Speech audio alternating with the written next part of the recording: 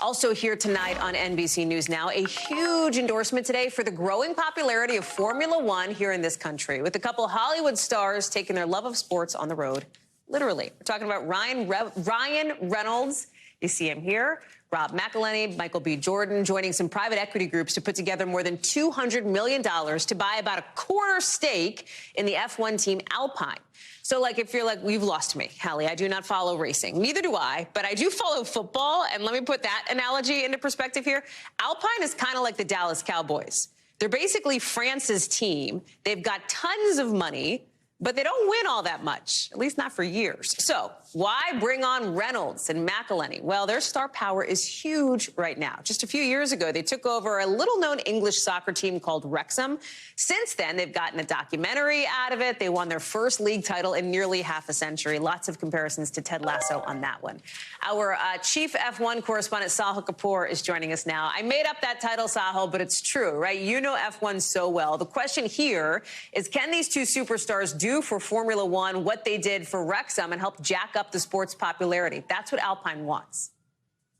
Time will tell, Hallie, but these Hollywood celebs seem to be off to a pretty good start here. This news has not only shaken up the world of Formula One, it's gotten a lot of attention in entertainment and pop culture spaces. You and I are talking about this right now. The CEO of Alpine, Laurent Rossi, seems quite excited about this. He said this investment will help enhance the team's performance at all levels and help it become a championship contender. You see some more of what he said, quote, Otro Capital, Redbird Capital Partners, and Maximum Effort Investments as international players with a strong track record in the sports industry will bring their recognized expertise to boost our media and marketing strategy, essential to support our sporting performance over the long term. He talked about building state-of-the-art facilities and equipment with this money. And broadly, Hallie, this represents the growing nexus of Hollywood and Formula One. We all know about Netflix's Drive to Survive. It's been a propellant of the sport's popularity here. There's also Brad Pitt producing a Formula One movie with Lewis Hamilton, the star Mercedes driver. Now you have Ryan Reynolds, Rob McElhenney, and Michael B. Jordan pouring all this money into Alpine.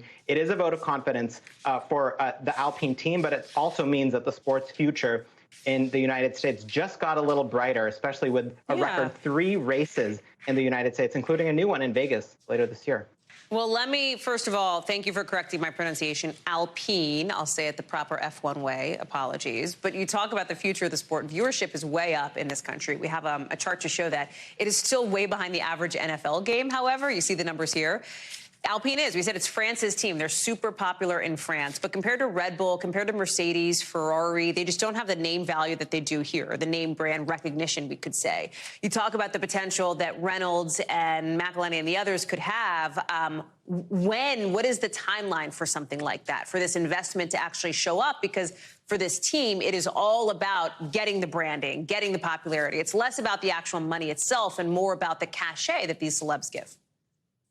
That's absolutely right, Hallie. This could make a big impact, but it would happen directly and not immediately in terms of the on-track performance of this team. And I'll explain what I mean by that. First, let's show the chart about where Alpine is this year. They've kind of taken a step back from last year.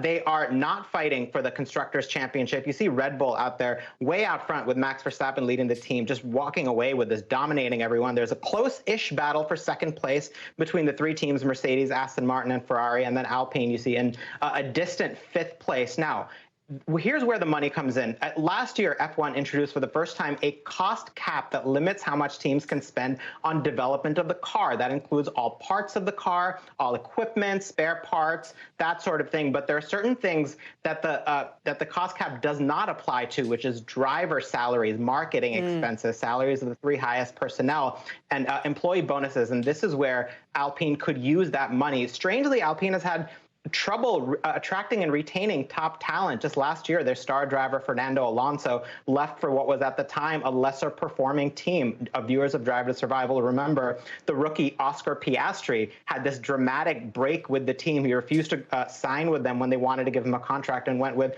McLaren instead. The hope for Alpine would be they could use this money for marketing, build up their brand, build up their image, be able to pay their drivers more, and be in a better position next time they're trying to negotiate, for a star driver they hope will take them to the top.